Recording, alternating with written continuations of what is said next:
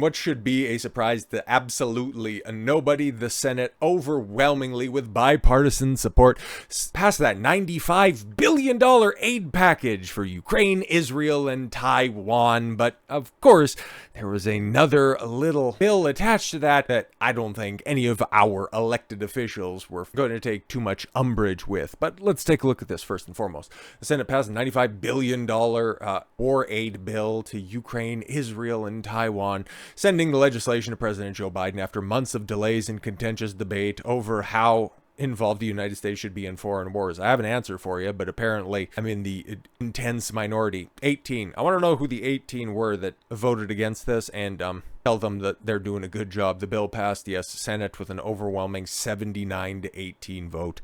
Late Tuesday, after the House had approved the package Saturday, Biden, who worked with congressional leaders to win support, said in a statement immediately after the passage that he will sign it Wednesday and start the process of sending weapons to Ukraine, which has been struggling in its front lines against Russia since 2022. So what's another $26 billion?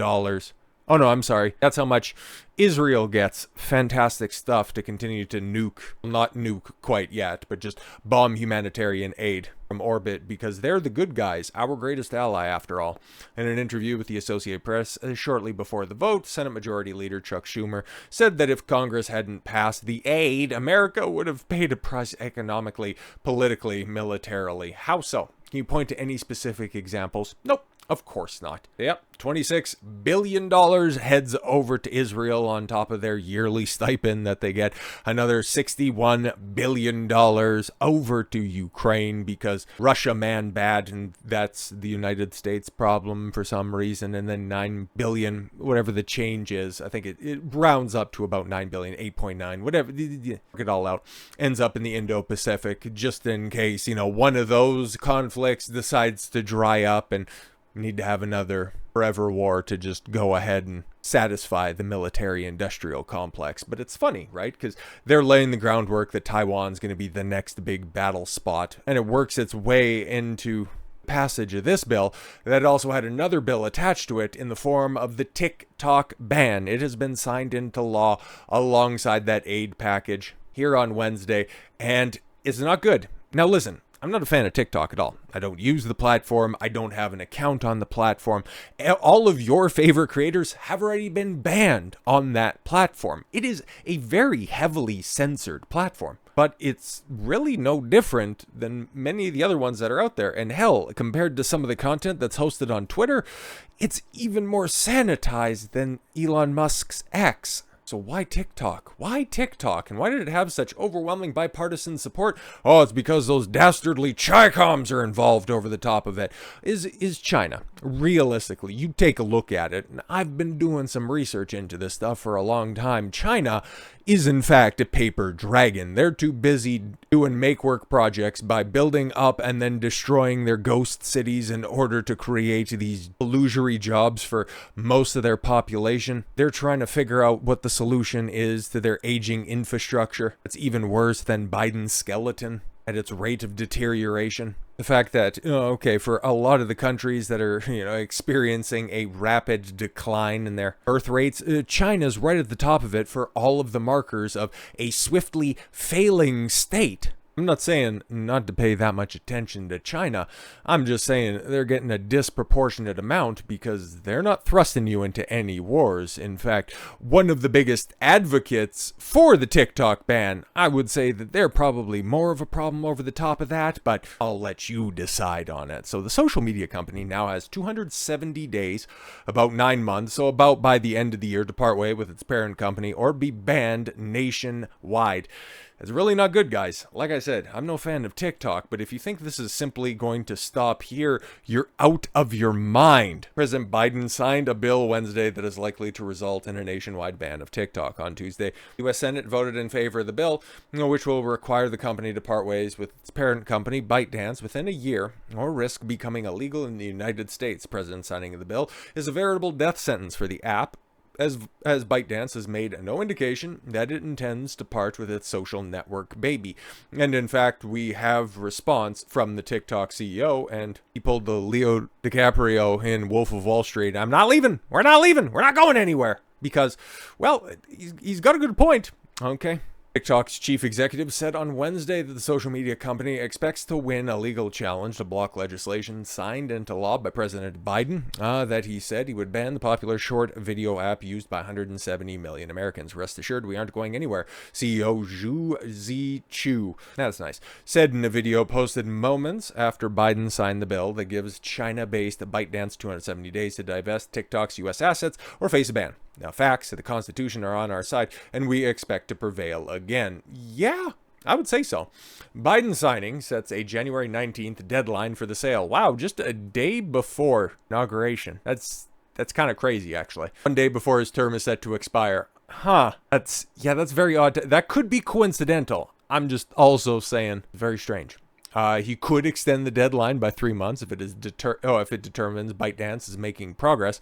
Biden is seeking a second term against former President Donald Trump, and I've seen this, pushed out there by multiple different talking heads that if Trump comes out and says that he's firmly against this TikTok ban, he would immediately win Gen Z. But I think that there's a better, more constitutional backing behind this, because just look at the framing. Look at the framing of it. We don't want to see a ban. White House spokeswoman Karine Jean-Pierre said on Tuesday, this is about the People's Republic of China ownership. I want to say the CCP? Because you're communist sympathizers. Then at the same time, that's why so many boomer cons out there are so behind this. Oh, we want those Chacoms out of there. We don't need them in there. They're stealing all of our data. Yeah, Instagram is the same type of funnel. Mark Zuckerberg, he's selling your information. Alphabet, Google, they're selling your information. Hell, they have headquarters in China. They have Chinese business interests. You can go and take a look at their ownership structure. You can take a look. It's publicly available information as to who owns what percentage of what company. Guys, they don't actually care about China's involvement. If they actually cared about the content that was on TikTok, if they cared about the American people, they would go ahead and, like China has when it comes to TikTok, they have a very pro-human development version of the app over there, okay? I forget specifically the name of it, but instead of pushing a bunch of feminist left-wing talking points, it pushes a ton of educational pro-family content. But the reason that Trump should take up the side that, no, we ain't gonna ban TikTok, okay? Not for the Gen Z vote. It's for freedom of speech, freedom of expression. And it also sets a dangerous precedent, because if you think that, by just having a United States-based, owned and operated company like, say Twitter, given the fact that it's a private company now under the ownership of Elon Musk, you would be shocked to your core if you don't already know this, just how close of a relationship Elon has with China. So this just lays the groundwork. It gives justification to just go ahead and get rid of any platform that's hiding their allegiances, okay? If you think that Telegraph won't be off in the United States based on rulings like this, if you don't think Rumble's gonna get attacked based on these types of rulings, if you truly think that this would only be specifically used to target pro-Chinese groups, pro-Chinese owned groups, you just haven't been paying attention long enough. Well, let's just wrap this up. Make no mistake, this is a ban on TikTok, Chu said, emphasizing that TikTok will continue to operate. The company challenges the restrictions. Many experts question if a potential buyer for the financial resources has the potential financial resources to buy TikTok, and if China and U.S. government agencies would approve the sale, driven by widespread worries among U.S. lawmakers that China could access Americans' data and surveil them with the app. If that's your underlying issue, why not do that with Meta? Why not do that with Google? Why not do that with the actual big data leakers? Just asking. The bill was overwhelmingly passed on Tuesday by the U.S. Senate. Yes, it was a part of that aid bill. So, of course, House of Representatives approved it on Saturday. The 4-year battle over TikTok is a significant front in the war over the internet, the technology between Washington and Beijing.